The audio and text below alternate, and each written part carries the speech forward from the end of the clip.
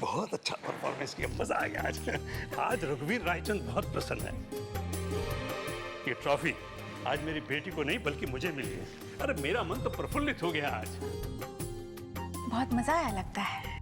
Of course दी, पता है आज मेरी जिंदगी का ना शायद सबसे अच्छा पल था। और हमारी जिंदगी का सबसे शर्मनाक पल था। आज तक मम्मी को बोलते हुए किसी ने टोका नहीं है, और तुमने आज सबके सामने उनकी खुद की बेटी ने उनकी बात काट दी।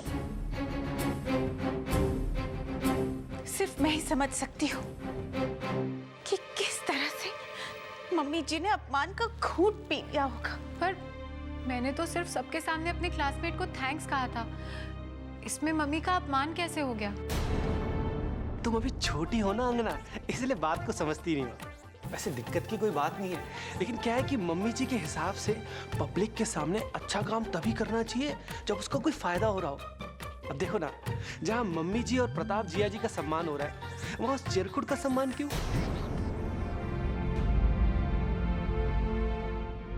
रहने दीजिए सुंदर बाबू, ये नहीं समझेगी।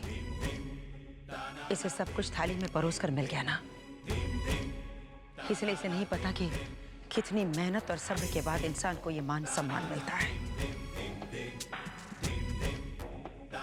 क्या नहीं सोचा था मैंने?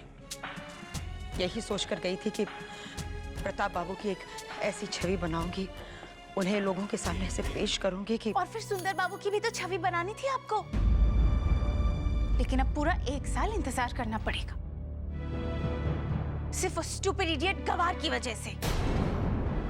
लेकिन मेरी धारणा तो ये है कि प्रताप बाबू का अच्छा ही परिचय करवाया था सबसे। लेकिन सारी वाहवाही तो वो पंडाल वाला लड़का लेकर चला गया। उसके बाद प्रताप बाबू की तारीफ सुनने के लिए लोगों के पास वक्त कहाँ था? सॉरी मम्मी, मैंने जानबूझकर ऐसा नहीं किया। मेरे तो दिमाग में ये बात नहीं आई। अगर आई होती तो मैं ऐसा नहीं करती। अगर सॉरी ही कहना है तो अपनी जीजाजी से कहो। तुम्हें नहीं पता आज तुम्हारी इस हरकत की वजह से उनका कितना बड़ा अपमान हुआ है, कितने नाराज है वो। चलो। हाँ, अपने दोनों जीजाओं से माफी मांगनी चाहिए। और सुंदर चले गए। कैसे पति हो तुम? मैं तो वैसे ही हूँ जैसे दिख रहा हूँ। क्यों, कुछ हुआ क्या? तुम भी प्रताप जीजू की तरह मुंह फुला के रूम में नहीं बैठ सकते थे? अरे कम से कम लोग तुमसे भी आके माफी मांगते। ठीक है जरूर, जैसा तुम बोल रही हो ना, मैं बिल्कुल वैसे ही करूंगा।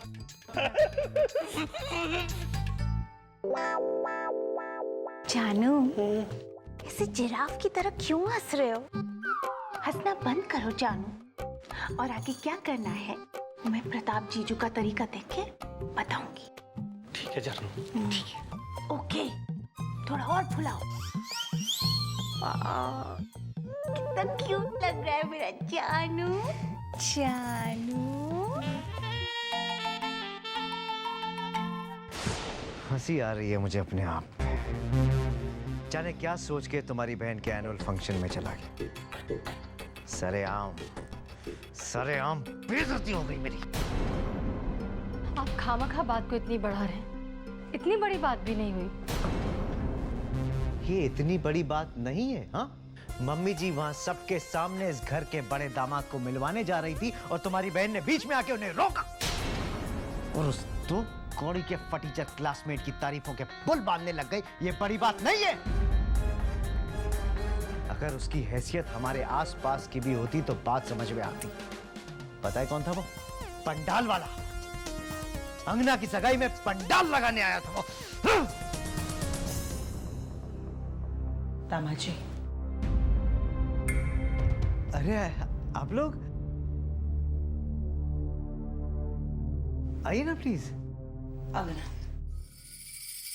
प्रताप बाबू से माफी मांगो। आई एम सॉरी जीजू। मगर किस लिए अंगना? प्रताप बाबू, मैं बहुत शर्मिंदा हूँ कि आज अंगना ने सबके सामने। मम्मी जी, अंगना ने जो किया अपने भोलेपन में किया। ये अलग बात है, उससे मेरी छवि बड़ी दयनीय सी हो गई और ऐसा लगा मानो मैं इस घर का सदस्य ही नहीं हूँ। मगर मुझे बुरा नहीं लगा।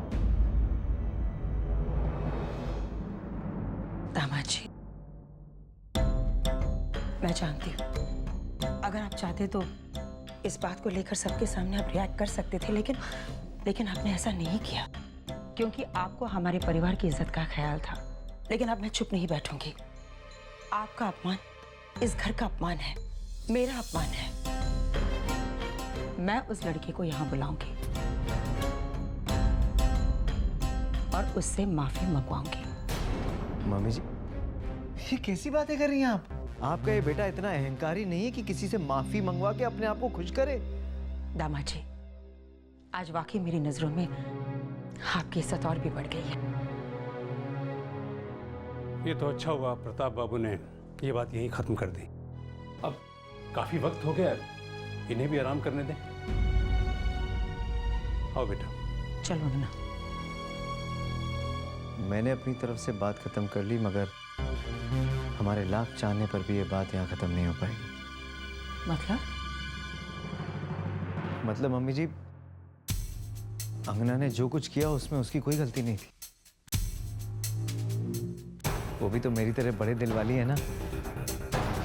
मगर अक्सर इस बड़प्पन का लोग गलत फायदा उठाते थे, इसलिए हमें परेशानियों की जड़ तक पहुंचकर उसका इलाज करना चाहिए। मैं कुछ समझी नहीं दामाद जी। अंगना, तुम थक गई होगी, जाओ अपने कमरे में आराम करो। आई एम सॉरी जीजू। It's okay. Good night.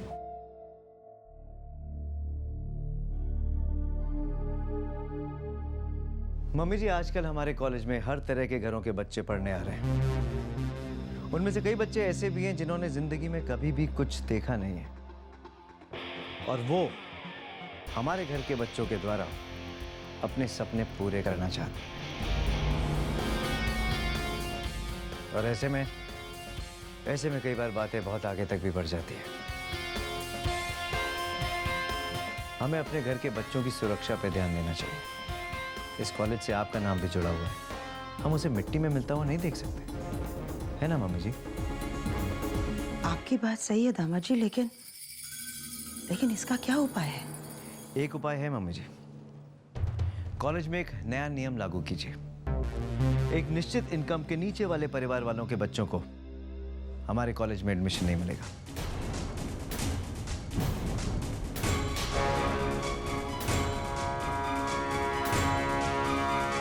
मैं ऐसे कैसे कर सकती हूँ? मेरे दादाजी ने इस कॉलेज की बुनियाद यही सोचकर रखी थी कि सबको शिक्षा का अधिकार है। तो हम कब मना कर रहे हैं मम्मी जी? जिन्हें शिक्षा लेनी है वो जाएं, कहीं और जाके शिक्षा लें, बस हमें बख्शे। लेकिन प्रताप बाबू, अंग्रेजों की इस भेदभाव वाली नीति के विरुद्ध ही तो इस कॉलेज की स्थापना की गई थी। उस वक्त यहाँ इंदौर और उज्जैन के गरीब लड़के पढ़ते थे। आहिस्ता आहिस्ता कॉलेज का नाम हुआ तो अमीर घरों के बच्चे भी यहाँ एडमिशन पाने के लिए ललायत होने लगे। तो वही तो मैं कह रहा हूँ ना पापा जी, साग बनाने में इतना वक्त लगता है। अगर हम अभी चौकन्ने नहीं हुए तो बहुत जल्द हमारे कॉलेज में सिर्फ गरीब जन नहीं पढ़ेंगे। और सबसे पहले हमें उस पंडाल वाले को बाहर कर देना चाहिए। लेकिन प्रताप बाबू, ऐसे कैसे हो सकता है? पापा जी, उस पंडाल वाले को लेकर आप इतने भावुक क्यों हो जाते हैं? मैं भावुक नहीं हो रहा हूँ बेटा। इस कॉलेज की नींव रखने वालों का एक सपना था। अब ना तो नींव रखने वाले रहे और ना ही अंग्रेज। जो भी हैं बस हम ही लोग हैं। और मम्मी जी, इसके आगे जैसा आप ठीक समझें। और हाँ, अगर अगले साल भी मेरा ऐसा ही अपमान हुआ ना, तब भी मैं आपकी तरफ देखकर उस अपमान को पी जाऊंगा। आप बिल्कुल सही कह रहे दामाद जी। मैं अभी प्रिंसिपल साहब से बात करती हूँ।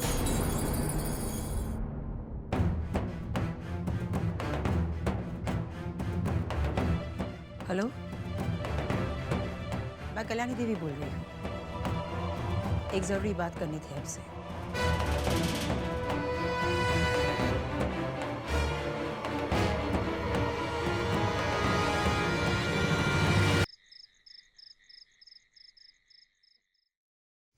अंगना, छुटकी को थोड़ी देर संभाल लोगी? मुझे इसके लिए दूध गर्म करने जाना है। दीदी तुम हीरू पन्नू को बोल दो ना दूध गर्म करने के लिए। मैं इस टाइम थोड़ी बिजी हूँ। बिजी?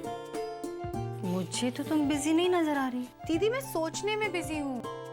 अच्छा, सोचने में? क्या सोच रही हो तुम? अगर मैं आपको बताऊंगी तो आप हंसोगे तो नहीं? नहीं हंसूंगी।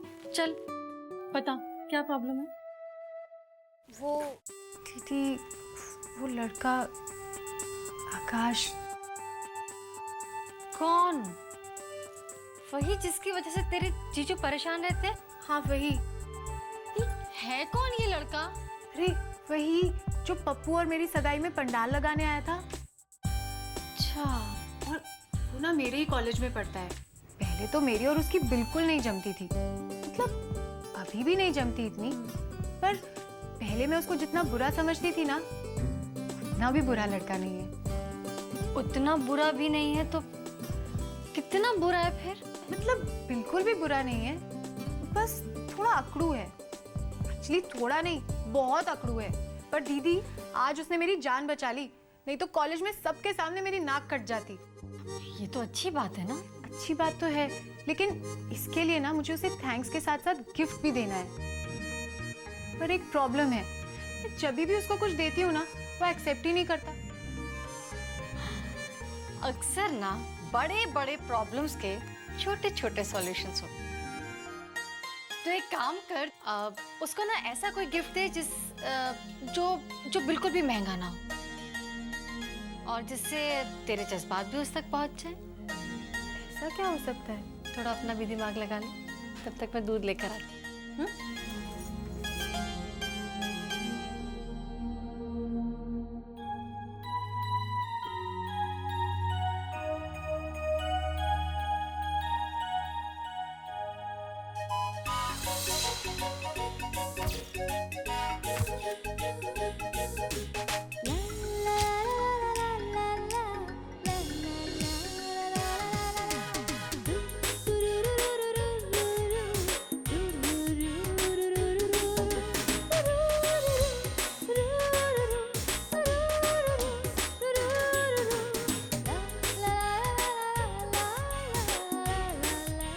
परी कैसा लग रहा है?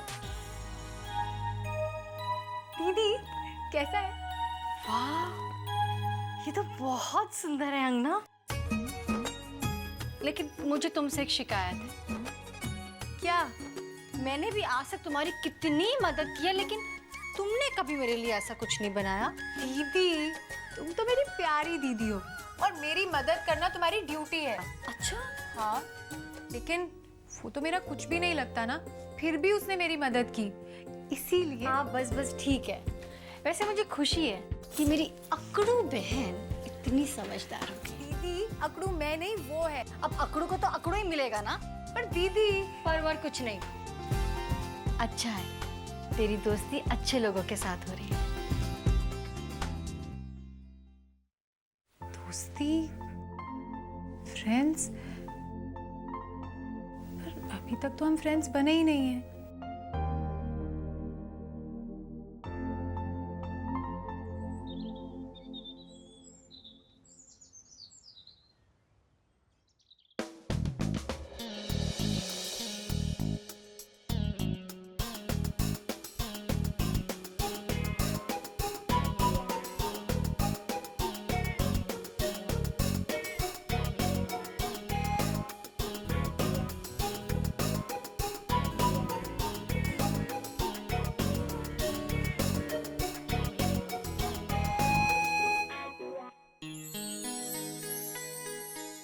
अब ये यहाँ कौन सा नाटक करने आ गई?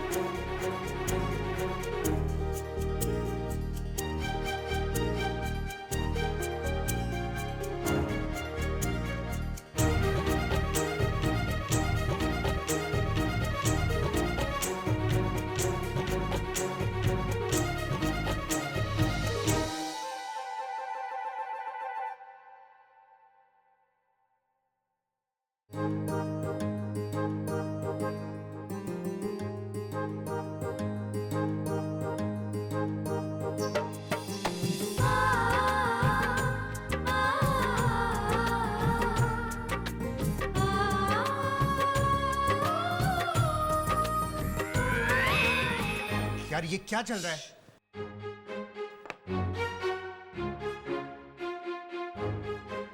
ये मैं राजा ने दिया है, राजा को लेना ही पड़ेगा।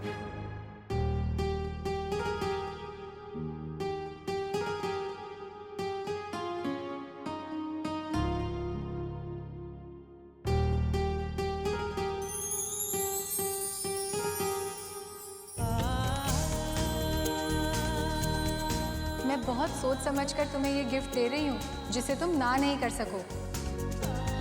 Please accept it from your friend Angana Raichand. अंगना रायचंद, बड़े लोग बड़ी बड़ी बातें।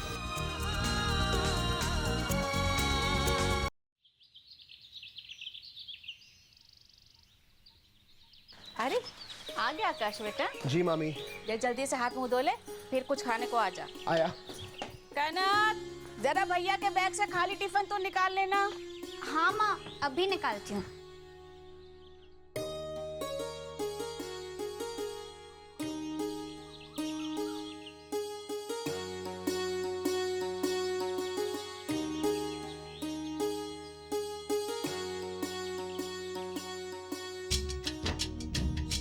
क्या बात है, इतनी महंगी चॉकलेट्स। लगता है भैया को कॉलेज के एनुअल फंक्शन में प्राइज में मिली है।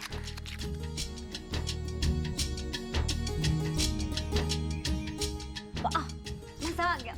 माँ, लो तुम भी थोड़ा खा के देखो। नहीं नहीं, मुझे नहीं खानी अंग्रेजी मिठाई। अरे चखो तो, चखो। कैसी लगी? अच्छी है, कुछ अलग तरीके का मीठा है ना।